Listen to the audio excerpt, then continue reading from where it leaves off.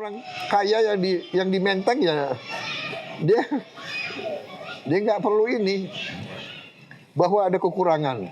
Ini kita tindak, saya sudah katakan ada lebih 1.000 yang sudah kita tutup, ya kan? Tapi you lihat itu. Dan di banyak daerah di luar Jawa ya, mereka tuh sangat membutuhkan.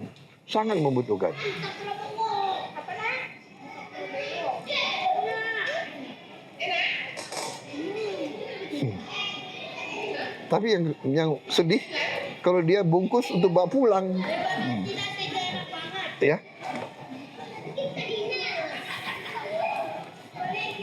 Nah, tapi ini juga ya. Bagaimana kita harus yakinkan mereka cuci tangan kalau mau makan pakai tangan ini. Kita sudah bagi sendok-sendok plastik, tapi ya biasa hilang Pak kalau nggak patah. Tapi Pak, tapi benar pelanggaran kita kejar, ya kan? Tapi Pak, mungkin concernnya tuh begini Pak, karena tax ratio kita kan rendah Pak. Tax ratio terhadap GDP kita tuh hanya 9% sekarang. Sementara orang lihat bahwa pembiayaannya ini besar. Maka selalu pertanyaannya adalah financingnya dari mana. Itu makanya tadi Bapak bilang bahwa Bapak mau ambil itu, koreksi kalau saya salah pengertian saya Pak ya. Bapak mau ambil itu dari leakage yang ada. Ya, exactly. Jadi tax ratio plus leakage itu, kemudian plus efisiensi itulah yang dipakai untuk membiayai program ini. Exactly. Dan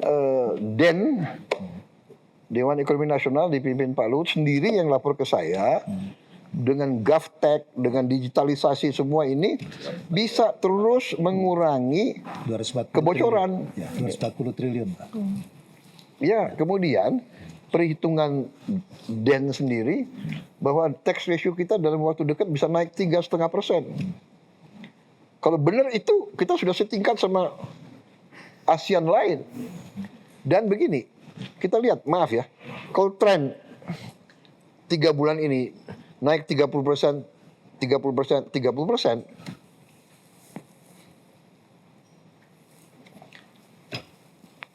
ini kita tax ratio kita lumayan itu nanti, ya. Jadi kalau kita bisa naik tax kita benar 30%. Tiap bulan rata-rata 1 tahun ini 2026. Wah, itu berarti dari 9% kita ya benar sudah 12-13%. Cuman ini kalau saya nggak salah Pak, 30% ini gross, 23% tuh restitusinya Pak. Harus dikembalikan. Jadi yang tumbuh tuh mungkin sekitar 7. Kecuali kalau pemerintah tidak mengembalikan yang 23%. Ya tapi kan ada itu strategi nanti, kita akan hitung nanti. Tapi kita masih banyak dana-dana lain.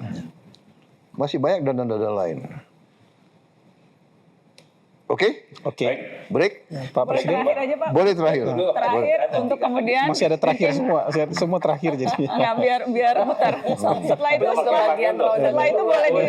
bisa ditutup dengan makan mie instan. Sebetulnya ini follow up pertanyaan saya tahun lalu Pak, ketika saya juga sempat bertanya ke Bapak spesifik soal kepolisian. Setelah itu kita semua tahu Bapak membentuk komite tim percepatan reformasi Polri diketuai oleh Prof. Jimli. Sudah selesai Pak pekerjaannya, katanya ada 10 buku, ada puluhan aturan yang kemudian direkomendasikan untuk diganti. Info terakhir yang saya dengar sedang menunggu waktu dari Bapak supaya bisa menyampaikan langsung hasil rekomendasi itu. Pertanyaannya, kerap kali tuh Pak rekomendasi reformasi berhenti di atas kertas Pak. Pengalaman kita dari tahun-tahun sebelumnya, berbagai tim dibentuk, rekomendasi diberikan kepada presiden atau kepada siapapun yang memberikan mandat, tapi selesai di situ.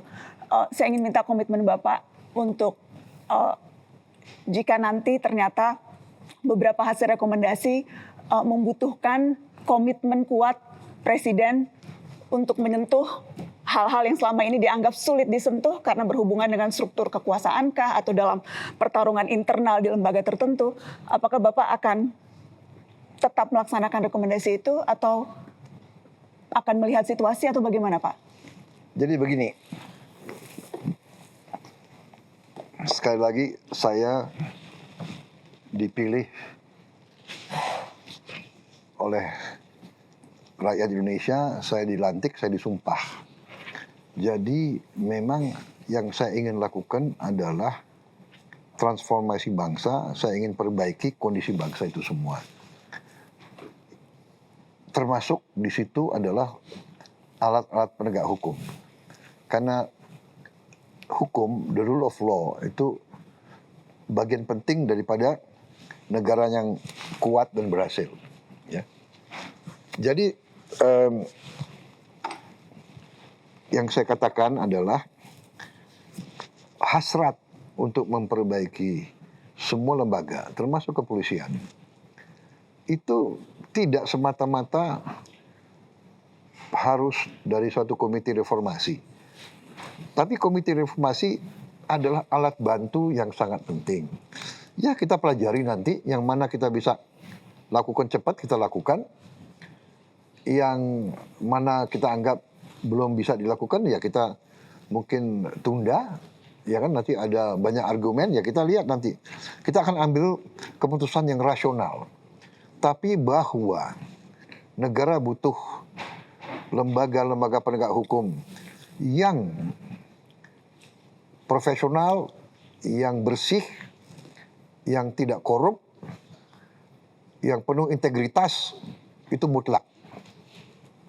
Jadi kalau saya serius terhadap sumpah saya, ya saya harus memperbaiki kondisi-kondisi yang tidak baik itu, termasuk kondisi-kondisi di lembaga-lembaga kita. Ya itu situasinya begitu. Termasuk kepolisian. Tapi tidak hanya terbatas kepada kepolisian. Jadi saya katakan begini, kita juga harus fair. Selalu itu adalah nilai setitik merusak susu sebelanga. Iya.